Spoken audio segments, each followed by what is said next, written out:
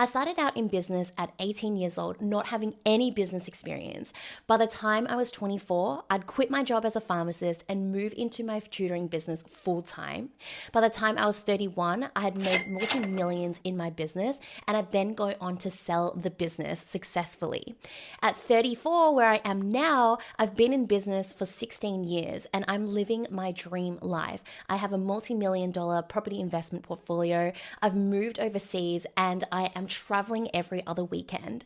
And so over the past 16 years, I've learned a lot in terms of business lessons, and I want to share with you the 16 top business lessons that I've learned to date. If you like my perspective and philosophy on money, business, and life, in the sense that your business serves you and not the other way around, then I'd love for you to subscribe to this channel and join me on this business journey. Number one, how do you win in business? This is the trifecta formula that I like to follow. One, make sure that you build a business you love. When you build the business you love, that's how you're able to be consistent and sustainable with it long term. When you build a business you don't love, that's when you fall very quickly into not showing up, and when you don't show up, then that's when your business fails. Second is make sure you actually care about your customers. This goes without saying, but when you over deliver for your customers, that's how you win loyal customers for life. It is much easier for you to resell to customers that you already have in your pipeline rather than to acquire new customers. So don't just focus on lead generation,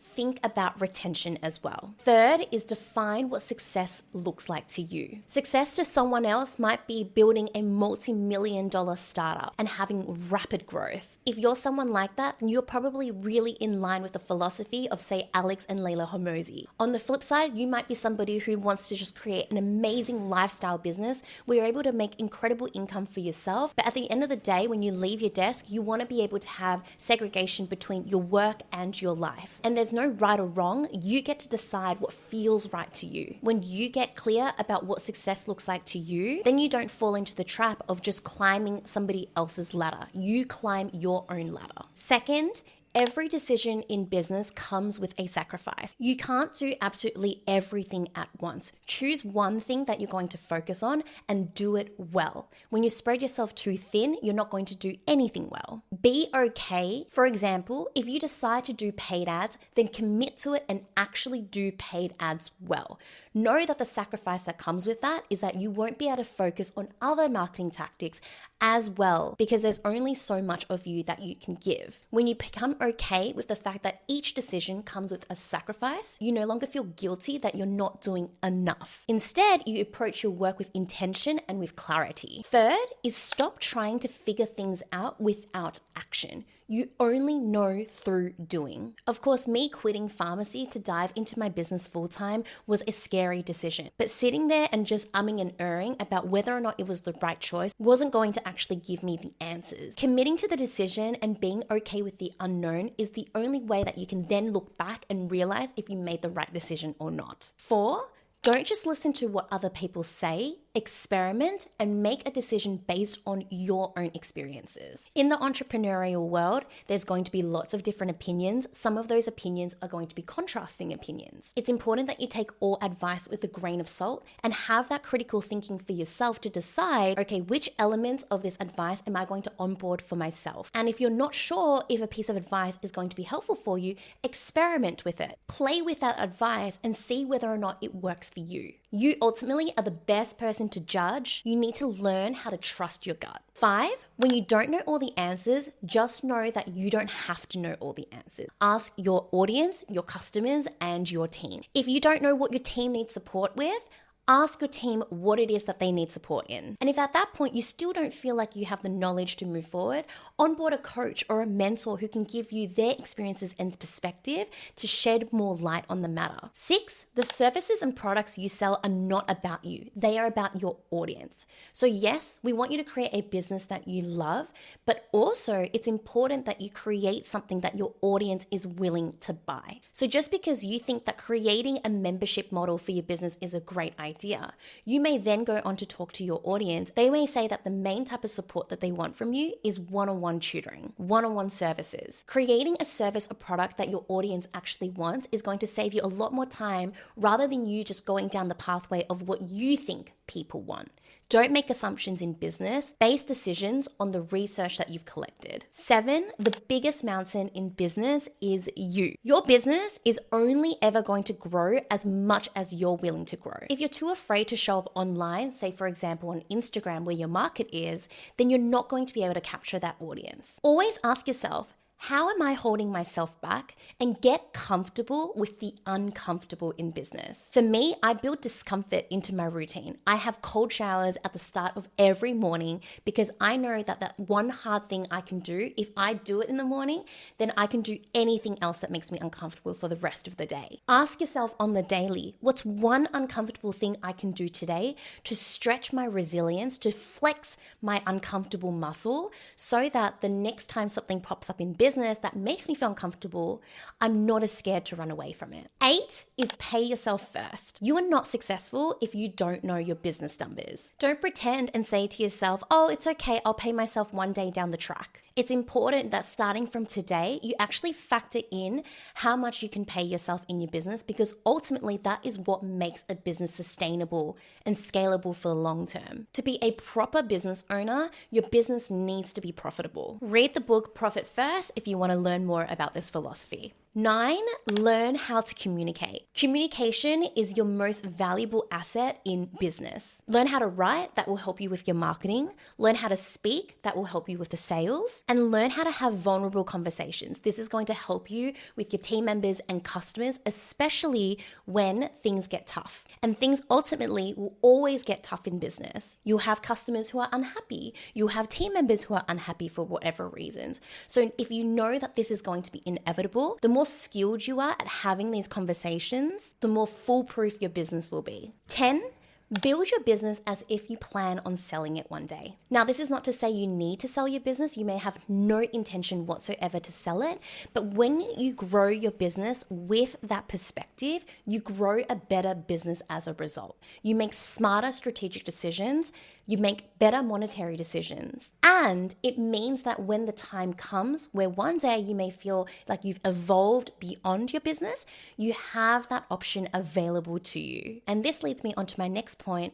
It is very normal if one day you outgrow your business. The important thing to know is that it is okay if you outgrow your business. It's part of our human evolution. We grow, we change in interest, we change in perspective. And so this baby that you've created for yourself, if one day you feel like you want to move on, just know that it is okay for you to also move on. I had this massive existential crisis when it came to my tutoring business because I had built this business for 10 years and it was my baby and I didn't know anything else. To be honest, I thought I'd be doing this business forever.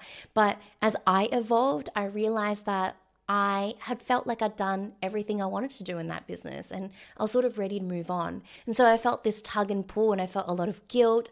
I wasn't sure what to do next, but I really want to share this with you out there just to know that one day if you get to that stage, that it's okay. And it's okay if you do decide to move on. Next is know that wealth is not monetary. The sooner you realize that wealth comes in the form of health, of connections, of experiences, of your mental state, the better you actually look after yourself on the entrepreneurial journey. And when you're able to look after yourself, your health, your wealth, all of it, it means that you show up in your business as the best version of yourself and your business will grow as a result. Next is treat your people well. So we talked about treating your customers well, but know it's important that you treat your team well as well. We talk a lot about customer retention, but you also need to think about team retention as well. You don't want team members to come into your business only to quit a couple of months later, because that takes up a lot of your time and effort onboarding, hiring, and training. Instead, we want to make sure that we create a culture where people actually want to work with you long term. People are loyal to bosses who actually care about them. This could be something really simple, like recognizing your team and giving them shout outs. It could be something a little bit more elevated, like giving them gifts during Christmas or for their birthday. It could be something even more special, like taking your team on an offsite and doing a retreat. In today's world, do the thing that comes from your heart, and I promise you, you're going to feel so much more fulfilled in your business. Next, In a world of AI, human connection is going to become more important than ever. We are obsessed with automation and efficiency in today's world. And so doing small things that have that human touch is really going to help you elevate your business and build a loyal audience for life. For example, I like to send out voice messages to people who've attended my masterclasses. Is that scalable? No. But is that what wins hearts and gets conversions? Yes. So just know that efficiency and systemization is only one element of growing a business. The things that require manual effort from you, they are more tedious, but people will never forget you. Next is you are your own boss now. Don't treat yourself like shit. What I find is that a lot of us end up punishing ourselves as our own boss. We work really late hours, we don't eat well, we don't look after our health, and a lot of us started out in business so that we could create freedom and a better life for ourselves. But we end up just circling back into what life was like when we were doing a traditional 9 to 5.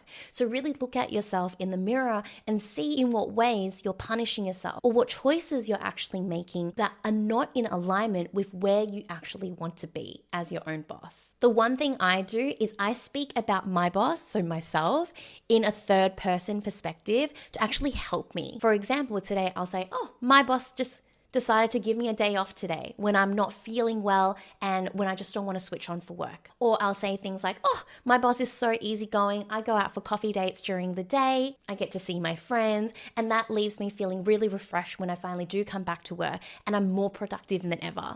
Or I'll say things like, my boss is a really big believer in giving us time off so that we can come back rejuvenated, re-energized. So I'm taking myself on a 2-week break. So my question is, what is your boss going to say to you today? Write it in the comments section below, by the way. I'd love to hear what your answers are. The last advice I have is trust the journey. If you set a goal for yourself of wanting to hit 7 figures, but you're not there yet, don't be too hard on yourself. Just know that from wherever you are right now to getting to 7 figures, there's still more for you to learn and more skills for you to build. It will come with time, but you need to be patient with the process and being okay with what you still have to learn. Be humble, be open to learning, and don't fixate on that destination. When you fixate and you're so attached to that destination, you spend more time being hard on yourself rather than just being a part of that journey, approaching your business with curiosity and with ease. And the energy that you spend there is going to help you feel so much more fulfilled in your business rather than the sense of lack that you feel on this side. So those are my 16 lessons that I've learned over the past 16 years in business. Again, I'd love for you to comment in the section below. What would your boss tell you today that you're going to walk away with and feel good about?